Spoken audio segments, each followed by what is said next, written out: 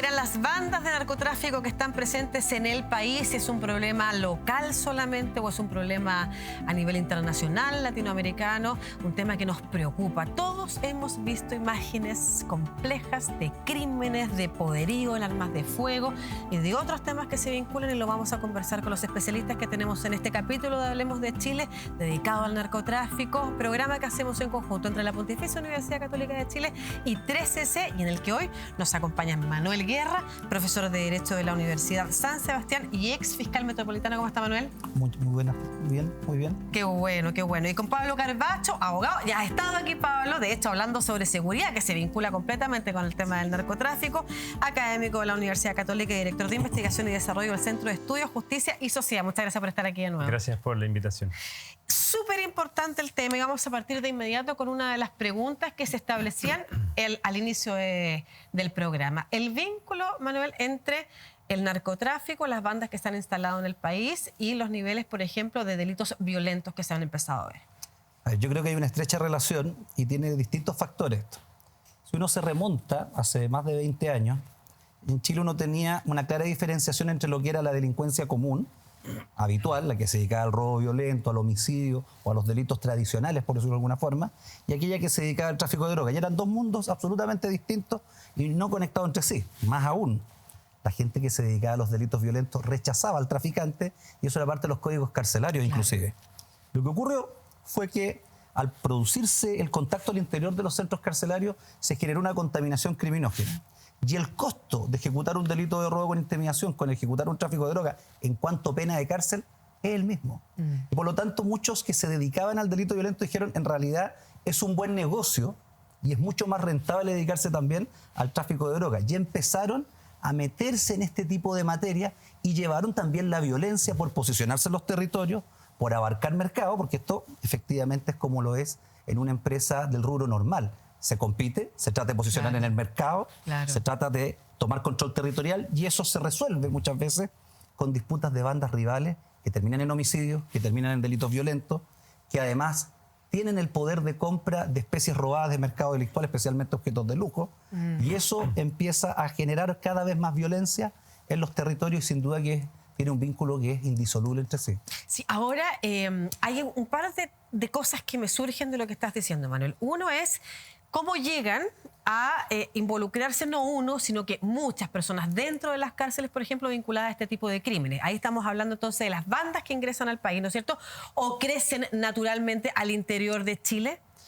Mira, lo que pasa es que el narcotráfico, a diferencia de otros tipos de delitos, no requiere una especie de orgánica, una estructura, por su forma, por su operación, porque requiere de una producción, un transporte, una distribución a nivel medio y después local.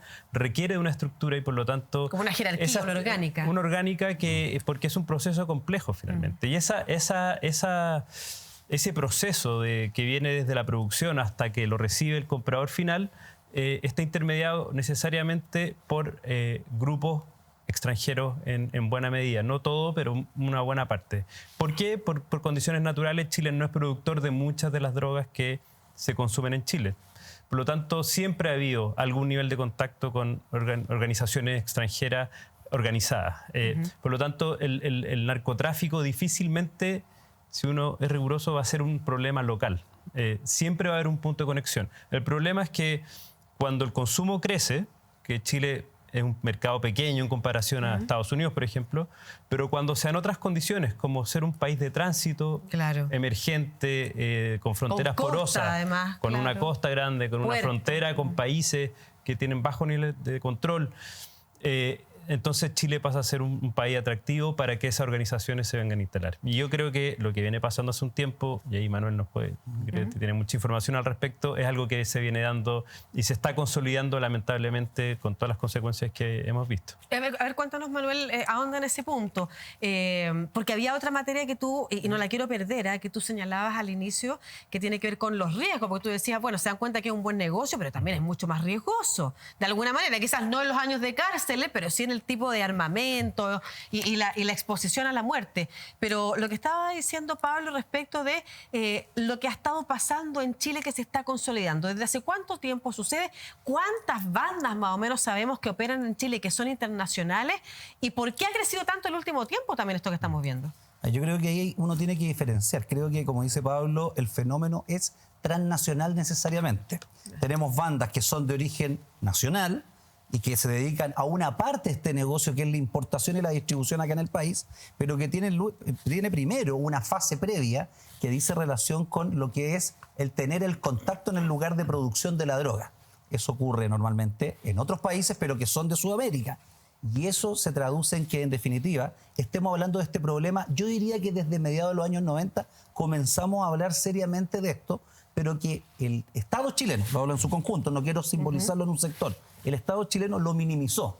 Siempre diciendo, mire, como nosotros no somos país productor, no nos pueden comparar con Colombia, no es asimilar en nuestra situación a México, claro, no tiene que ver con lo que pasa en Brasil. Pero hoy día vemos que tenemos organizaciones que tienen un alto poder de fuego, que tienen además una logística, que es lo que señalaba Pablo en el fondo, una organización que les permite disponer de medios importantes y que tienen, yo diría que lo más preocupante de todo, que tienen ya, yo creo, el poder corruptor, claro, que normalmente se da en los estados que tienden a perder la batalla contra el flagelo de lo que es el narcotráfico. Entonces, a mí me parece que si hablamos de números, es difícil establecer un número. Lo que sí podemos decir es que un porcentaje importante de la población carcelaria, que en Chile supera las 40.000 personas, la población carcelaria, es gente ligada al narcotráfico, pero que además tiene una característica este delito. Les permite seguir trabajando desde el interior de la cárcel. Este no es un delito que se corte porque una persona está en la cárcel. Esta es una empresa delictual que mientras haya capital va a funcionar. Por lo tanto, mientras uno no ataque el aspecto patrimonial, va a seguir funcionando el tráfico de drogas, porque son fusiles los que existen. Ese es un tema que vamos a abordar más adelante, que desde dónde se tiene que atacar, ¿no es cierto? Porque se habla mucho de la política de droga como una política fracasada, el combate al narcotráfico en el mundo, porque está concentrada en la persecución del consumo, y se ha hablado ahora de cambiar precisamente a perseguir, por ejemplo, el patrimonio. Lo vamos a conversar más adelante, como también lo que está pasando en el interior de las cárceles, que nosotros sabemos y hemos visto en Chile, no solamente en Chile, en Ecuador y en otras partes de Latinoamérica sobre todo, y quiero volver a enfocarme en ese punto, cómo desde las cárceles efectivamente están operando las bandas. Este entonces no es un problema local, es un problema latinoamericano o mundial. Y ahí me quiero concentrar en algo que tú decías. Somos un país de tránsito, no tenemos una amplia cantidad de consumidores que pueda servir a un negocio, ¿no es cierto?, que es internacional. Y te lo pregunto porque mucho se habla de cómo los países latinoamericanos son productores o son trabajadores, pero el consumo está en otras partes. Está en Estados Unidos, está en Europa. ¿Cuáles son las responsabilidades de los estados a nivel global? Porque hemos hablado del nivel local. ¿Qué tuvo que haber hecho el país? Pero hay una conexión en el mundo. Sí. Bueno, no quiero minimizar los niveles de consumo que hay en Chile, porque Chile tiene unas tasas muy altas de consumo y eso es súper importante. Lo que pasa es que somos un país chico. Claro. Pero independiente de eso... mercado. En términos de mercado, claro, es un mercado pequeño, pero tenemos tasas de consumo muy altas. Y vamos a hablar de eso también en el próximo bloque. Especialmente en marihuana, en alcohol. Pero efectivamente es muy compleja la regulación de este mercado ilícito transnacional que es el mercado de las drogas, porque requiere poner de acuerdo a países que tienen incentivos muy distintos. Claro. Entre otras cosas porque los grupos organizados muchas veces dinamizan la economía y eso para algunos países precarios también hay gobiernos que hacen vista gorda. ¿Cómo la dinamizan? Porque generan una serie de movimientos que vienen desde los mercados ilícitos, pero que traspasan a los mercados lícitos. El lavado de dinero, de alguna manera, también genera ese problema. Todo el mercado de los precursores también viene de los mercados lícitos. Los precursores son aquellas sustancias químicas con las que se producen las drogas ilícitas. Esos son los venden en laboratorio. Quizás, ¿no? Entonces, es muy complejo poner a los países de acuerdo porque tienen realidades distintas, tienen desafíos distintos y como pasó en Uruguay, por ejemplo, que legalizaron el mercado de la marihuana y en cierto punto se dieron cuenta que tuvieron que tener cuidado con que no se transformara en un país de turismo de drogas.